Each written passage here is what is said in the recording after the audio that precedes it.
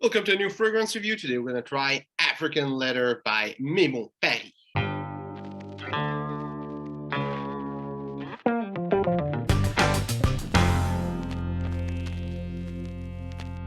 So today it's the last sample that I got from that little sample kit. I still have one sample from Memo Paris to review that came apart from that little box, but today's the last from the box. So usually I say if you want to see the presentation of the box, go check out like Inlay, or if you want to know the brand, check out Sintra, my reviews, but I'm gonna show it all today since it's this last video, and I'm pretty sure that's the video the most people are interested to watch. So here's what it's looked like. There's all the name of the fragrance that come with it, with ingredients inside. There's the fragrance. There's one missing, which is the one I'm going to review today. And with a little book like this. Well, it's not a book, but a little flyer and a little map.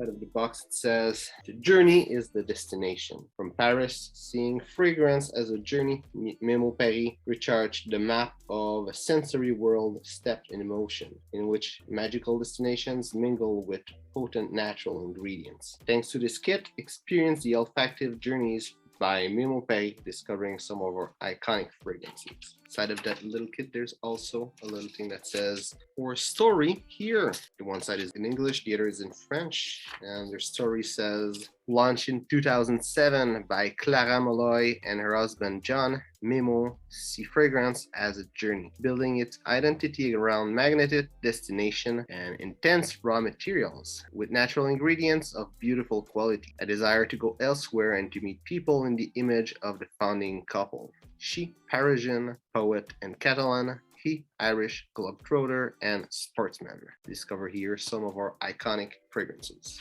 And today is African Leather, which the bottle looks like this. And the little text for fragrance says that it's African leather, and they call it also Savannah's leather. Inspired by the African continent, this original cradle where the song of languages and culture rises. African leather unveils warm, spicy notes of cardamom and saffron over a floral touch of geranium, which mingle with a leather accord to give life to an exceptional wild leather. A new song resounds, chorus of a continent.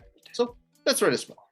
As I spray it on paper, there's a little bit that goes in the air, and somehow it reminds me F Black. And also it reminds me a little bit of La Nuit de l'Homme. It must be the cardamom. Also, it's a sweet fragrance in the style of these ones. On my skin, it's not what it reminds me, but I'm gonna go back to this. But definitely on the air, I'm picking up something that's really close and in the family of those two fragrances. Paper, I'm picking up a lot of cardamom, a lot of saffron. It's really sweet. Picking up a little bit of bergamot, picking up a little bit of patchouli. Not sure if I said it, but I'm picking up some cumin.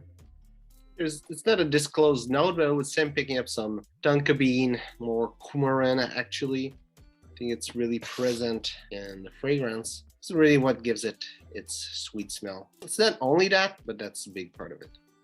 Picking up a little bit of vetiver also. And that's about it, what I'm getting on paper. On my skin, what I was picking up, there's a lot of leather, a lot of cardamom, a lot of cumin, and a lot of oud. I would say that leather and oud are not notes that I'm picking up on paper. The other more fresh notes are way more powerful. The cardamom, even the bergamot, makes it hard to pick up any leather and oud. I'm also picking up a little bit of musk, a little bit of saffron, and a bunch of patchouli. Also, I'm picking up some fresh, somewhat citrusy, like either aroma chemical or note that I was not sure if it was vetiver or bergamot, but there was a little something also really far at the back. In the heart note, I was still picking up a lot of cardamom, a lot of leather, a lot of oud. I was also picking up a lot of saffron and a lot of geranium, and I was picking up a little bit of cumin, a little bit of vetiver, a little bit of patchouli, and a little bit of musk. In the base, I was picking up a lot of cardamom and a lot of oud. I was picking up a little bit of saffron, a little bit of leather, a little bit of vetiver, a little bit of musk. And I was picking up some, I don't know if it was leftover of patchouli or if it was some aroma chemical in that family, but there's a little bit of some kind of patchouli that was there. I'd say it's just something that made the fragrance more sweet and dark. anything else. Projection was average, a little bubble around me. People were able to pick it up. Longevity was pretty good, 7 to 12 hours that it was able to stay in my skin pretty much the whole day. So it's great. For the complete note breakdown, there's only notes. So the notes are cardamom, leather, saffron, cumin, vetiver,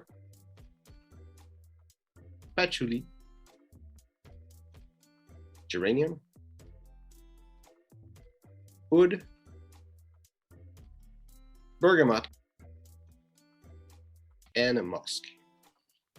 Where I would see the fragrance. Fragrance is really, really good, really nice. It's a sweet leather fragrance. It's really, I would say, seductive. It reminded me a lot of stuff like Men in Black, but not quite like Men in Black. I would say it will fit in the same situation, in the same family. So if you like Men in Black, probably you'd like it. One fragrance that I thought really had a lot of similarities in where like the direction it was taken, though it's not obviously the same level of quality. This one is way better quality and a bit easier to find also, but reminded me of Ferrari leather essence. So if you liked Ferrari leather essence, I'm pretty sure you like it. I would not call this a cologne by any means, but it's really close, enough for you to, if you were seeking that bubble for a while, enough for you to probably be able to replace it by this fragrance. I would say it's a fragrance that is really made to be mass appealing as a leather fragrance, but the leather is really intense. It's not like it was intense leather or something like that by BERGAMOT, which was like, there was leather, but just a little bit. This one, there's a lot of leather, but it's sweet. It's something that's mass appealing for a leather fragrance. Now where I would see the fragrance, because there's a lot of leather, it's really bold, though it's really sweet, I would say it would be a good business fragrance. It's elegant. It feels young a little bit as a fragrance, but still really elegant and really bold. So it will do a good job, especially if you're a bit younger, in your 20s, in your 30s, as a business scent, maybe even your 40s, if you're more into sweet scents. As a dating fragrance, I think if you really, really love leather and you want something really powerful in the leather, since it's a really sweet fragrance, you could make it work. I don't think it will fit in that category because leather is a bit divisive, but if you're a true hardcore leather fan and you're looking for something less dry and harsh than your other leather fragrance, that could do a good job as a sedative fragrance. Again, I said it reminded me a little bit of F Black and La Nuit de l'Homme by Yves Saint Laurent. And La Nuit de l'Homme, it's known as one of the king, if not the best seductive fragrance, known as the best by many people. So since there's a little bit of that in the fragrance, I would say it would do a good job. Still, I don't think I would put it specifically in that category, but as a leather fragrance, it's really good. In the summer-winter spectrum, I would like to try this in really high heat in summer. It's super sweet, but it's called African leather, and in Africa, it's known to be hot over there. So I would assume they had that in mind to be able to wear it in high heat. And the projection is not crazy, so I would think it could work. It would be sweet, would be more of a winter type kind of scent. But I think you could make it work in summer, and I don't think it will be so hard. As a winter scent, I don't think it will be so good. I would put it more into transitional scent, but in winter, it won't cut through the cold, so it won't be good. In summer, I'm pretty sure you'll be able to make it work. And as an everyday scent, could make it work. It feels a bit bold, somewhat seductive at the same time. So I don't think it will be the best kind of scent for that. Be more business kind of fragrance, but you can make it work. The only bad thing is that it's an expensive fragrance. So if you want something kind of cheap, it won't work. It's not that style neither, but everything else is good. And they will last the whole day and the projection won't make people run away from you in the office. So you'd be able to make it work as an everyday scent. So that's about it. And I would say from all the fragrances that I tried, it's definitely the best. I'm a big fan of leather. I was afraid that I was gonna get really disappointed by this fragrance because the other two leather fragrance was not a leather fragrance. It was a rose fragrance with some leather and a matte fragrance with some leather. But this one is really a leather fragrance. It's really well made, well blended.